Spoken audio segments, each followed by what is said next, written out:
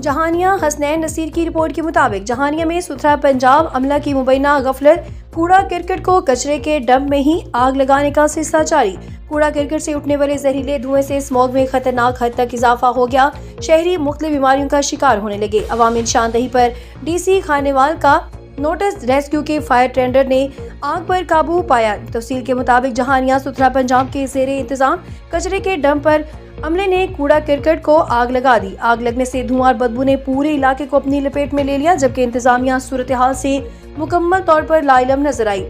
ایک طرف حکومت پنجاب اسموگ کے خاتمے پر کروڑوں روپے خرچ کر رہی ہے، دوسری جانب شہر میں کچرے کو پھیلایا جا رہا ہے، جس سے آلودگی میں مسلسل اضافہ ہو رہا ہے۔ مقامی رہائشیوں کے مطابق دھوئیں کی وجہ سے بچوں اور بزرگوں میں سانس کی بیماریاں بڑھنے لگی ہیں اور علاقے کا ماحول شدید متاثر ہو چکا ہے۔ شہریوں کا کہنا ہے کہ ناقص نگرانی اور ڈمپنگ پوائنٹ کی بد انتظامی اس مسئلے کی اصل وجہ ہے۔ گزشتہ کئی دنوں سے کچرے کو جلایا جا رہا ہے، لیکن متعلقہ حکام لا علم ہے۔ دھواں فضا میں پھیل کر نہ صرف اسموگ کو بڑھا رہا ہے، بلکہ لوگوں کی روزمرہ زندگی بھی متاثر ہو رہی ہے۔